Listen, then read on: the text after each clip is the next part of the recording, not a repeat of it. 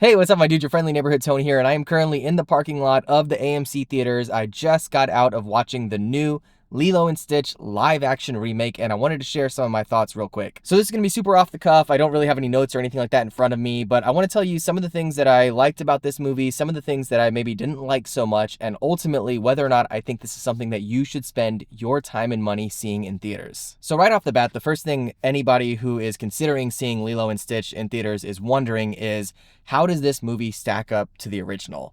And that's where it gets a little complicated, because I do think that Lilo and Stitch 2025 live action is on par with the original movie. So much so that I would say if you saw this before you saw the original, that this one might be your favorite of the two. But I think the majority of us that are going to see this have already seen the original and probably hold it fondly in our hearts. So if you're that kind of person, somebody who either grew up with the original or saw it way back in the day and maybe really enjoyed it, I definitely think that there's a lot to get out of this movie, but I don't think that it's going to dethrone the original movie in your mind. So right off the bat, one of the things that they really do well in here is that they hold true to that kind of original story. There's a ton of nods to the first movie, some of which you're going to see in the trailers, of course, but there's even more than just that. That said, it's not a beat for beat or shot for shot remake of that original movie. It definitely has a lot of expansion on the story. They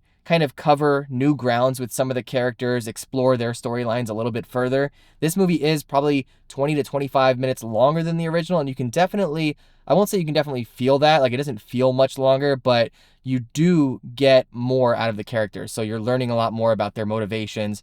Some of the side characters are fleshed out a little bit more. Specifically, the older neighbor lady, she's one of my favorite characters in this movie by far. She's absolutely hilarious and delightful, and you get a lot more screen time with her. I also think that the actress that plays Lilo is phenomenal. I think this is her first role ever, and she was absolutely one of the best characters and one of the best actors in the movie. When it comes to some of my negatives with the movie, one of them is that I didn't love the acting of the person who plays the older sister. I forget her name. Nani. Nani is right. So she definitely looked the part, and in certain scenes definitely felt the part. But I think it was when it got to the more kind of emotional moments of the movie, I honestly, as weird as it sounds, I feel like she wasn't on par with that younger actress that played Lilo. Another thing that kind of I didn't necessarily enjoy as much as I enjoyed in the original movie is the kind of side story with, Cobra Bubbles, the secret agent, the CIA agent. In the original movie, you don't really know that he's a CIA agent the entire time, and then it's kind of like a big reveal at the end that actually he is and has been working with the aliens and things like that and has this whole backstory.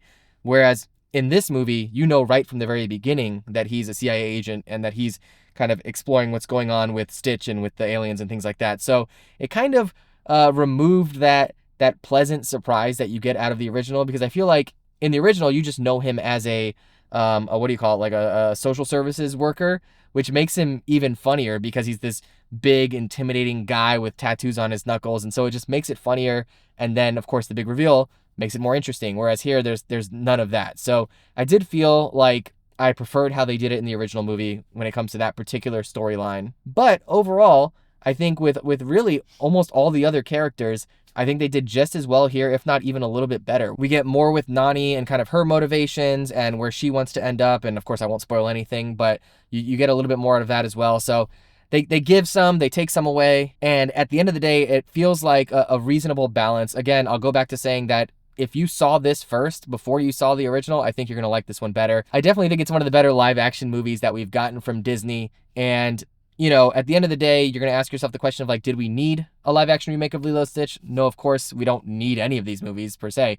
But I enjoyed it. I had a good time. I think you will too. If you've already seen the live action Lilo and Stitch, definitely let me know what you think in the comments below. Otherwise, are you looking forward to checking it out for yourself? If so, are you a big fan of the original? Whatever you think, let me know down in the comments, and I'll catch you next time. All right, be good.